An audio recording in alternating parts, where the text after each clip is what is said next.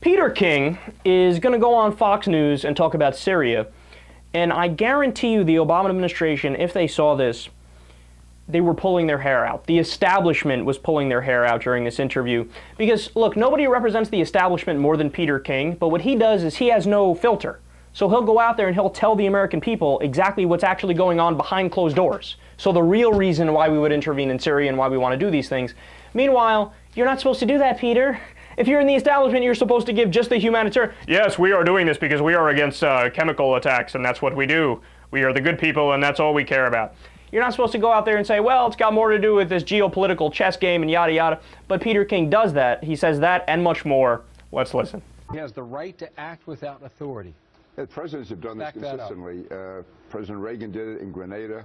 President Eisenhower did it in Lebanon. As commander-in-chief, he has the right to begin military actions. Now, if he's smart, he would certainly consult with the House and Senate leaders, with the members of the top people on the Intelligence Committee, the Armed Services Committee, the Foreign Affairs Committee, but he doesn't have to. As commander-in-chief, I believe strongly the president has the constitutional right to carry this out. So it's really two different issues. One, he has the right to do it, but secondly, I think he'd be very smart to consult with the leadership, not with all of Congress and something like this. I'm taking his own words as a senator, Boston Globe 2008. Quote, this Senator Obama, the president does not have the power under the Constitution to unilaterally authorize a military attack in a situation that does not involve stopping an actual imminent threat to the nation. Yeah. Those are his words. Yeah, and to me, the hardest thing to do with President Obama is keep track of what he says from one day to the next.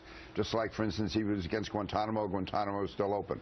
He's carrying out drone attacks. All of these things he's doing, it's inconsistent. It's wrong. I'm not here defending President Obama. I'm just defending the office of the president. Can you defend the threat to the United States that comes from Syria? What is that? The threat is, well, it's two. One, I think chemical weapons are a threat to everyone. Once that line has been crossed, that puts the entire world at risk as far as the threshold being crossed, and I think severe action has to be taken. But more than that, is this will so strengthen Iran. You will have almost this axis of Iran and Syria, and which really puts the entire Middle East in peril, because then you have Iraq in there, and Iraq now has given its airspace to Iran. So if we don't stop this right now, I see just Iran becoming the dominant power in the Middle East. So there's the real reason we're considering intervening in Syria. Now, I'm going to come back to that in a second, but first, I love how stupid, not just Peter King, but our entire political system is. Because they're like, he's like, oh yeah, well, President Reagan, he acted unilaterally, and then there was Bill Clinton in Kosovo, and then there was this president over here, and that president over there, and Obama in Libya, and this and that. So is it constitutional for the president to just start a war and just do it without going to Congress? Yes. No, just because other presidents did it doesn't mean it's constitutional. Why don't we actually go to the Constitution to see what the law is on this? Interesting quote, for the United States, Article 1, Section 8 of the Constitution says, Congress shall have power to declare war. That seems pretty clear. And then their argument is, well, no, Kyle, you don't get it. It's not an act of war. Really? So if I go to Dave's house down the street tonight and drop some cluster bombs on his ass, and then he tries to retaliate on me, I go, no, Dave, stop, Dave. Listen to me. Yeah, I understand you're upset, but that wasn't an act of war. I just cluster bombed your ass. How stupid is our government? They try to tell you the sky is obviously green. Hello?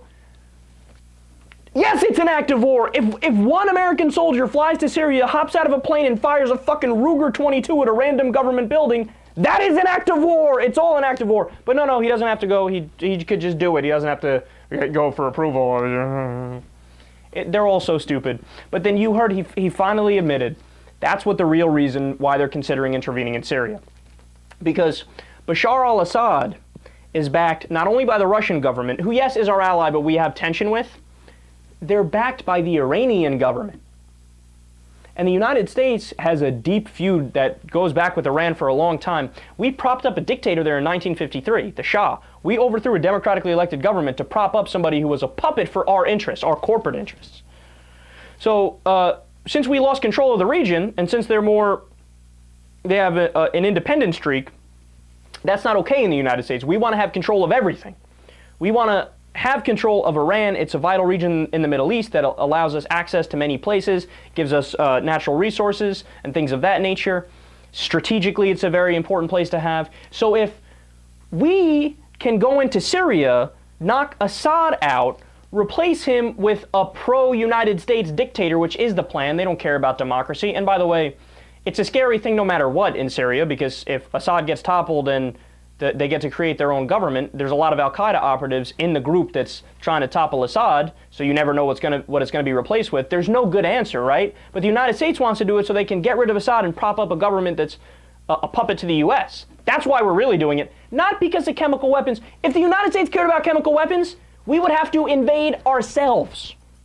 Why? Because we supported in 1988, we gave Saddam Hussein the coordinates to do a chemical weapon attack on Iran. We said, go ahead. We gave him the coordinates. We gave him the weapons. We just got a report the other day. It's been proven now that Israel used white phosphorus in the Palestinian territories. That's a chemical weapon. That's the same thing. Are we invading Israel tomorrow? No, we're not.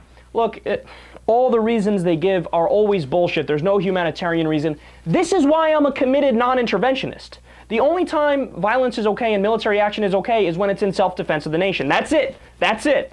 Nothing else. Because I don't trust our motives. I never trust our motives. There's always something ulterior, and that ulterior thing is always immoral, always unethical. Stay out, mind our business, and that's it.